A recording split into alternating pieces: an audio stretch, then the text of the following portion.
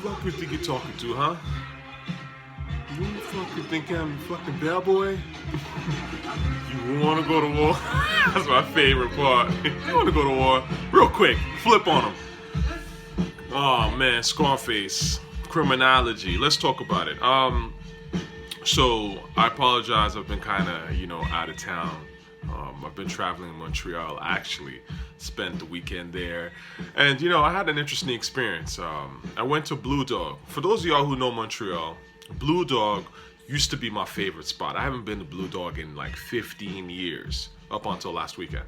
So I used to live in Montreal, and Blue Dog was on Saint Laurent Boulevard or whatever. And it was interesting to go back and sort of see how it changed.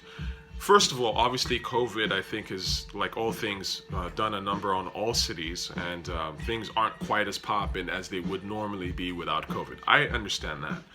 I do think, though, that what is interesting about seeing Saint Laurent Boulevard now, at least going there on a Saturday night, is that it's a lot less lit than I remember it. I mean, like, people were outside, like college kids, and I don't remember it being so, like, young. But maybe I was like 20 at the time, so it's quite possible that, it was all young kids around me anyways. I mean, I was the young kid back then.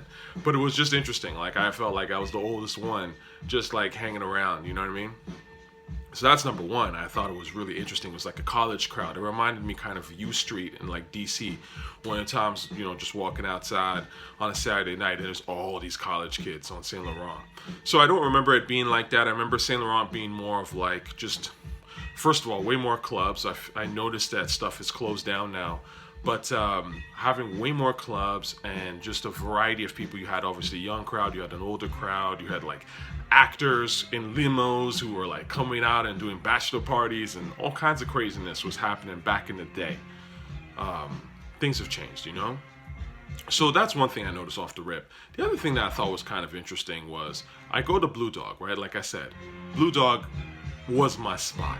Blue Dog was the livest, in my opinion, the grimiest part of partying on Saint Laurent. And not grimy in the sense of like you would get robbed or anything like that. It wasn't that vibe. It was just more of a dancing, like real hip hop head type of vibe. Hard music. Like, Blue Dogs were the first times I heard Criminology, which is why I'm playing Criminology in the background. I think it's the first time I ever heard that record. And I just remember people going ape shit, like, banging on walls and shit. You know what I mean? And I was like, what is this record? And that's when I got put onto it. And then I was like, okay, you know what? I need to really listen to this Cuban Links, because I hadn't heard it up until that time. And that's when, in the early 2000s, when I really started to listen to Wu heavy. And that was, again, because of Blue Dog. Because it was just the rawest part. It was the heads, the DJs that were there, were just some hip-hop ass dudes, and they were just spinning some crazy shit in there.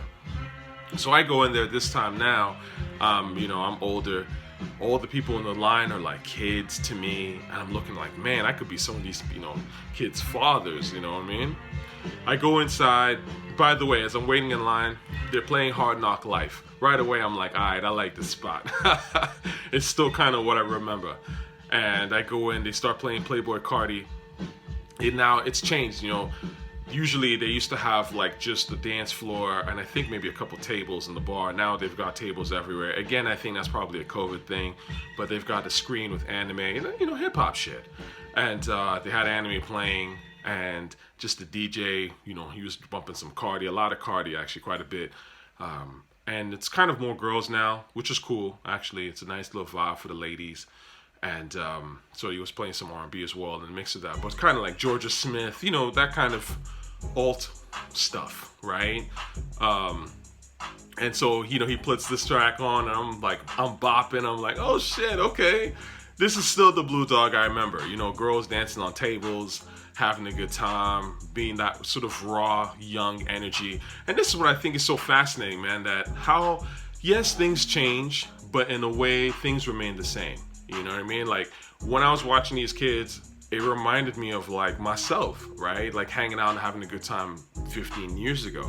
And how the reality is, yes, like, all the people that grew up listening to, Hard Knock Life and Jigga and Nas and Mobb Deep and Wu-Tang, if they're still current and they're still being honest about the music, what they're listening to now is probably ASAP and Playboi Carti, right? Or at least that energy has gone to the younger versions of ourselves, right? It's not no Kendrick Lamar and Kanye West type shit, man. Come on, I know the difference. I was at Crew Collective, for those of y'all who know Montreal well.